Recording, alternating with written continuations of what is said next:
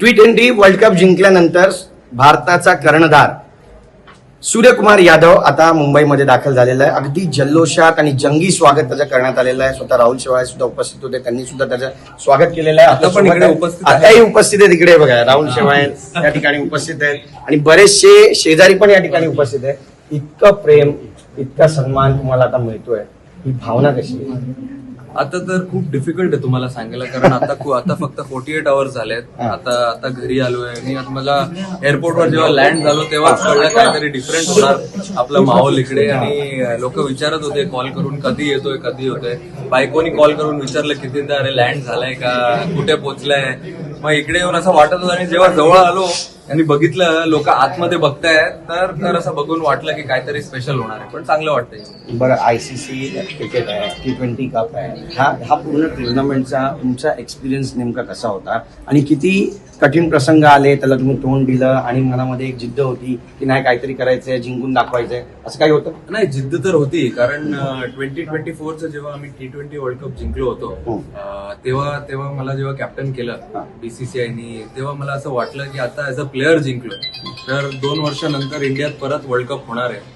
तर ते आपलं गोल आहे, ते वर्ल्ड कप इंडियात होणार आहे, तर ऍज अ कॅप्टन पण जिंकू शकतो का, हे विचार होता. आणि मग त्याच्यासाठी खूप मेहनत केली, टीम एकत्र केली, रेडी केली, काय करायचंय काय नाही, कसं खेळायचंय ते विचार केलं. आणि 2 दिवस आधी जे जिंकलो आपण ते एकदम मजा आली. तुम्ही जेव्हा जिंकलात त्यावेळी तिथली माती तुम्ही अशी घेतली आणि कपाळी लावली. आपली जन्मभूमी आहे, ते विकेटवर आम्ही खेळतो एवढं, तिकडे त्याला रिस्पेक्ट नाही केलं तर मग कसं होणार. तर ते तर नेहमी करत राहतो. रन झाले नाही झाले ते तर वेगळंच आहे, पण तिकडे आम्ही खेळतो, त्या गेमनी आम्हाला सगळं दिलंय तर त्याला तर रिस्पेक्ट करायलाच पाहिजे. नक्कीच. पण एक महत्वाचा प्रश्न तुम्हाला विचारायचा आहे. चेंबूर पासून तुम्ही सुरुवात केली आणि इथल्या ग्राउंड मध्ये खेळायचं, आज इतक्या इंटरनॅशनल लेवलवर तुमची ख्याती आहे, सगळ्यांना माहिती आहे सूर्यकुमार कोण आहे, देशाचा कर्णधार आहे आणि विक्ट्री आणून दिली आहे, इतिहासामध्ये नाव आजरामर झालेलं आहे. तुम्ही क्रिकेट खेळाल किंवा नाही खेळाल, ही भावना, ही फिलिंग कशी आहे?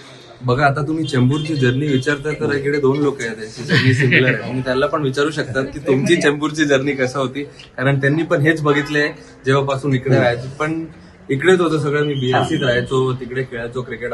माझा पुरा जास्त लांब नाही आता इकडपर्यंत BRC, पण तिकडेच खेळायचो आणि चेंबूरमध्येच राहायचो आधी पण, आणि आता तिकडेच राहतो आणि इकडनं कुठे जाणार. आता एअरपोर्ट पासून इथे येत होता त्यावेळी काही जुन्या आठवणी आल्या फ्लॅशबॅक मध्ये? नाही, मी झोपलो होतो ऍक्च्युली, फ्लाईट मध्ये झोपायला भेटलं नाही आणि रात्री पण झोपलो नाही. मी गाडीमध्ये मस्त झोपलो होतो, कारण मला माहिती होतं इकडे येऊन थोडी एनर्जी सेव्ह करायला लागेल. पण मस्त आराम केलाय. पण सगळ्यांनी ज्या पद्धतीने आपला गेम दाखवला, मग ईशान किशन असू द्या किंवा संजू सॅमसन असू द्या, अभिषेक शर्मा असू द्या, या सगळ्यांबद्दल तुम्हाला काय वाटतं? आता काय बोलू, त्या लोकांनी माझं काम एकदम इझी केलं, एकदम इझी करून टाकलं. त्यांना माहिती आहे कसं खेळायचं. आम्हाला फक्त हे डिसाईड करायचं होतं की ICC इव्हेंट मध्ये आम्हाला कसं खेळायचं. जेव्हा आम्ही ते चांगलं पिक करायला चालू केलं मग परत कधी बघितलंच नाही पाहिजे. आणि खूप चांगले खेळले सगळ्यांसाठी खूप चांगलं वाटलं, त्यांच्या फॅमिलीसाठी आणि जे पण त्यांच्या घरात राहतात आणि इंडियासाठी पण. तुमचा एक फोटो व्हायरल होत होता, ट्रॉफी सोबत तुम्ही झोपलेले आहात, ही फिलिंग किती चांगली आहे आणि किती अशी मनाला भावणारी आहे? मी ऍक्च्युली नक्कीच झोपलो होतो ती ट्रॉफी घेऊन, पण ते खूप चांगलं वाटलं, कारण 24 मध्ये पण असंच केलं होतं ते सेम ते रिक्रिएट करायचं होतं. म्हणजे जेव्हा मी जिंकलो तेव्हाच बायकोला सांगितलं आधी हे फोटो घेऊया, मग ट्रॉफी इकडे तिकडे जाणार. मग ते मग चांगलं वाटतं. तुमच्या घरच्यांनी किती मोटिवेट केलं तुम्हाला, आई वडिलांनी?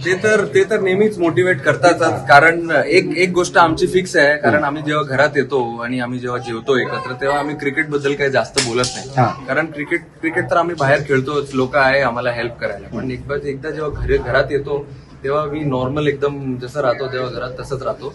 त्या लोकांनी खूप सपोर्ट केलाय, आत्ताच नाही, जेव्हापासून मी क्रिकेट खेळायला सुरुवात केली तेव्हापासून खूप सपोर्ट केलाय. आणि चांगलं आहे, असंच राहू द्या. तुमच्या गुरूंना काही बोलू इच्छिता तुम्ही, ज्यांनी तुम्हाला इथपर्यंत पोहोचवलं? नाही, ते अशोक सर माझे कोच होते, त्यांनी खूप पुश केलंय मला, कारण मी जेव्हा माझ्याकडे बॅट नव्हती, काय खेळायला शूज वगैरे नव्हते, ते मला ग्राउंडवर बोलवायचे आधी ते BRC मध्ये, आणि तिकडे खेळवायचे. सिनियर लोकांमध्ये मला पुश करायचे, कारण काय मी लवकर शिकू, आणि त्यांचं पण खूप मोठं आहे. कधी वाटलं होतं इतके मोठं आता क्रिकेटर बनणार, कॅप्टन होणार इंडियाचा आणि वर्ल्ड कप जिंकून आणणार.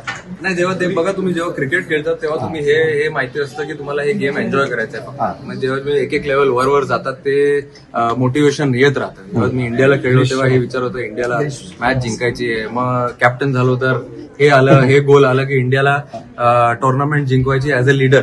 तर खूप चांगलं एक वाटतं. शेवटचा प्रश्न आहे, आता ऑलिम्पिक्स आहेत त्यामध्ये पण हॅट्रिकची संधी आहे भारताला. तुमचं नेतृत्व कशा पद्धतीने तिथे पाहायला मिळेल? बघा, ते खूप इम्पॉर्टंट आहे कारण क्रिकेट आता ऑलिम्पिक्स मध्ये गेलंय.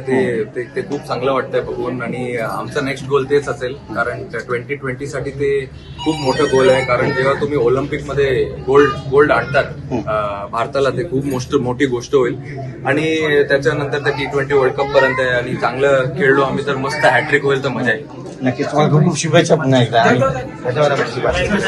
Camera person